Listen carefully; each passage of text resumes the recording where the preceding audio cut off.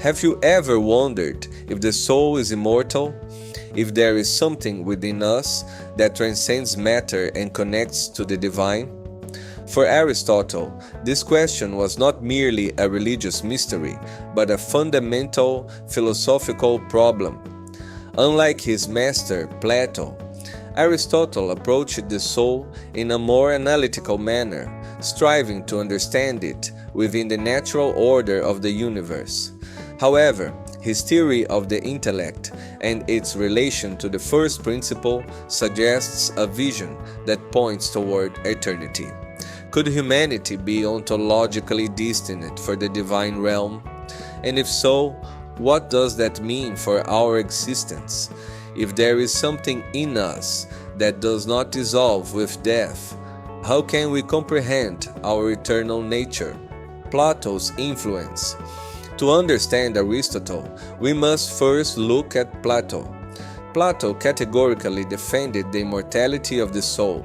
In his dialogues, especially in the Phaedo, he argued that the soul pre-exists the body and survives death because it belongs to the realm of ideas.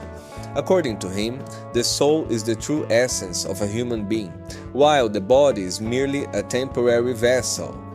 Aristotle, however, did not accept this view without question. He rejected the idea of a separate world of ideas and treated the soul as the form of the body, what gives it life and function. To him, the soul was not an autonomous entity wandering the universe, but a vital principle manifested in every living being. However, Aristotle did not entirely dismiss the idea of an immortal aspect in humans, and this part of his philosophy remains widely debated. In On the Soul, the Anima, Aristotle defines the soul as that which animates a living being. All creatures have a soul, but at different levels.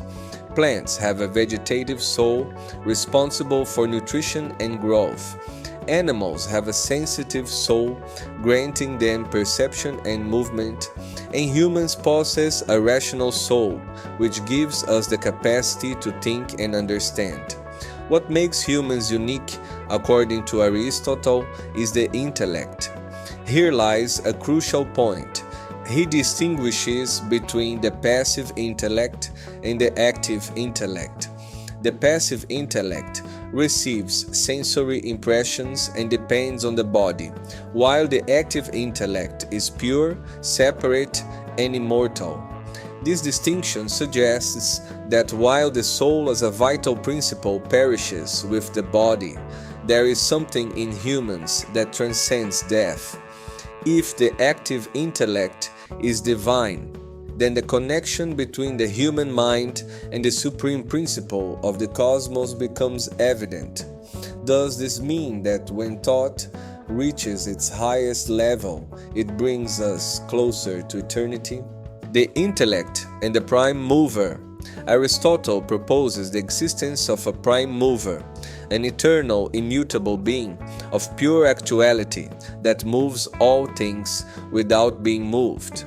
This principle is identified with pure thought, absolute contemplation.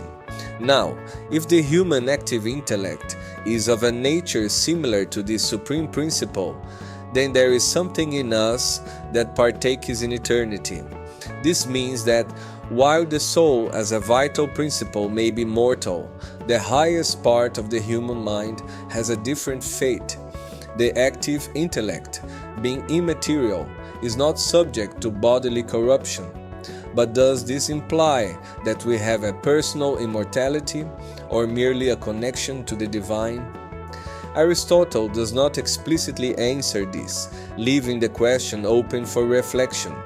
If there is a part of the human being that escapes the shackles of matter, then our destiny may not be finite. This idea, which later influenced Christian and Islamic thought, suggests that the pursuit of knowledge is not just a human necessity, but a calling to contemplate the eternal, human condition and ontological destiny. If there is something in us that escapes bodily corruption and links to the divine, then we can say that humanity has a higher calling. Aristotle does not speak in religious terms, but his philosophy suggests that the path to human fulfillment lies in the maximum use of reason and contemplation. Thus, the human being is not merely a rational animal, but a being that seeks truth, elevates itself through philosophy, and by attaining wisdom, touches eternity. This thought has influenced generations of philosophers, from Thomas Aquinas, who reinterpreted Aristotle within the Christian tradition, to modern thinkers who still debate the meaning of the soul and the mind.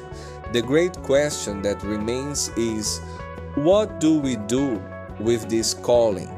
If there is something eternal in us, are we living in a way that aligns with this immortality? Or are we wasting the capacity to connect with the divine? The question of the soul's immortality remains alive to this day. For Aristotle, the soul as a vital principle may be finite, but there is something in us that touches eternity. This idea leads us to a profound reflection. If the human mind has a link to the divine, what is our duty in the face of existence? Could our pursuit of knowledge ultimately be a reflection of the universe's own desire to understand itself? What does it truly mean to be human? If there is a greater destiny for our existence, how can we fully embrace it? Aristotle teaches us that philosophy is not just an intellectual exercise, but a path to understanding the ultimate truth of reality. And what do you think? Do you believe there is something in us that transcends time? Leave your opinion in the comments and don't forget to like and share this video.